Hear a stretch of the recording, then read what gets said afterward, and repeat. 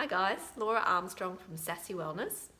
As some of you might already know, I've got a background in the financial industry, but also I was very lucky as a manager to have been coached by an amazing business coach, and he got me to read this, well, amongst other things, he got me to read this really cool book by Dale Carnegie many years ago, and it was called How to Win Friends and Influence People. I highly recommend you read that because that is a great book, not just for using in business, but also in life.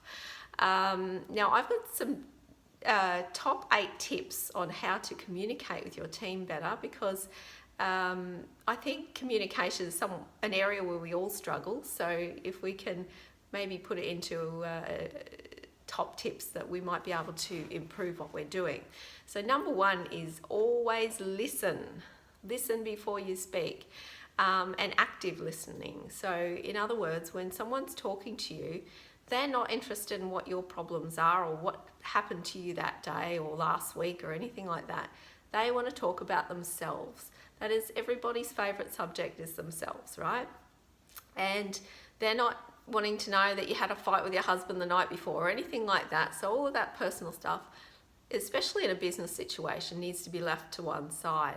And that's not to say that we all become robots, but if someone says, "How are you?" a very brief outline of how you're going is all that they need. They just need to know, yep, she's good, or no, she's not. And they don't want to be invested in your problems. So don't burden your team members with that. Now, active listening is also very important, because you need to listen to what they're saying, don't interrupt, and then kind of repeat it back to them to say, let me see if I've got this right. Did you meant this, this, and this? Yep, okay, good. So that is active listening.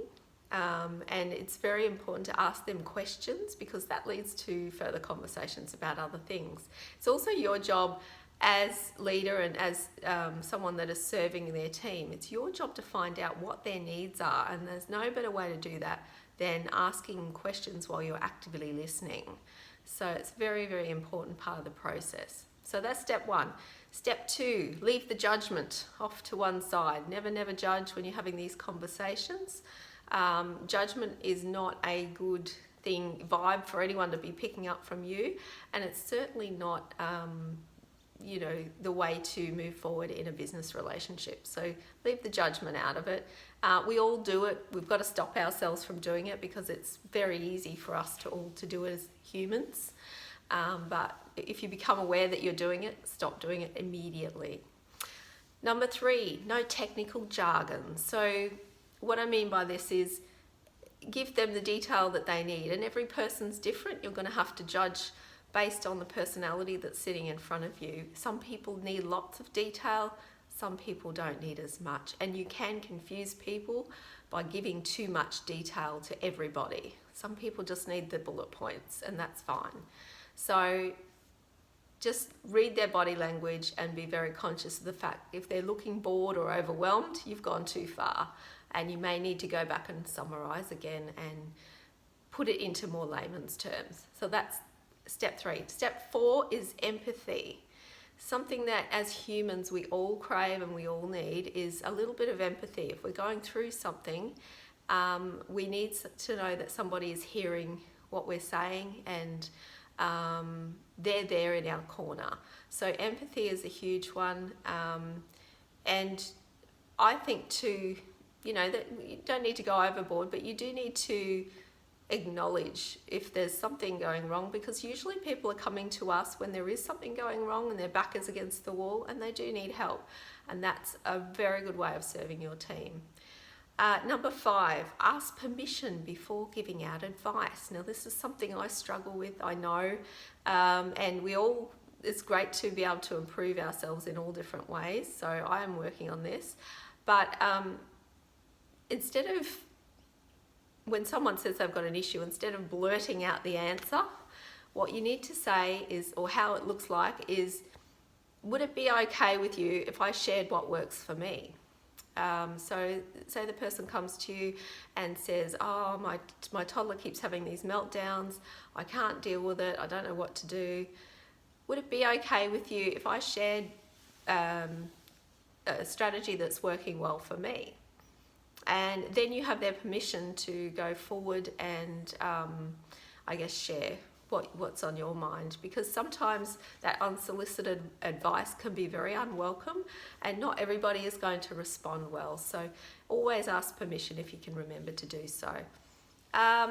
Number 6, develop trust in your relationships. Now, the only way you're going to develop trust is A, by active listening, B, by leading by example and being trustworthy with your team and not letting them down. So if you make a promise to be somewhere, you got to be there. You can't sort of pike out at the last minute. Very important to develop trust in our relationships moving forward, in our business relationships particularly. So that's a very important key. Number 7, don't criticize or complain, especially about the opposition. We never talk about the opposition in a negative context, and we don't criticize our members, and we don't complain, because that just puts everybody off. So try and leave that stuff at home.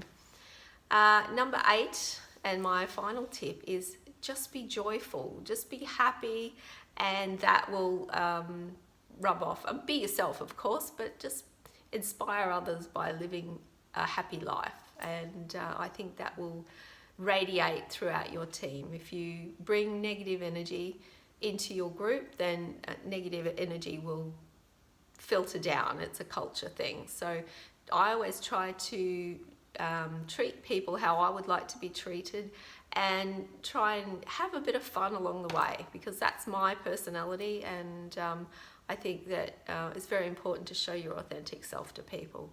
So I hope those top 8 tips have helped you with communicating with your team members. And thanks for watching, and if you like this video, please like and share on the link below, and you can also subscribe to my YouTube channel, Sassy Wellness. Thanks so much. Bye.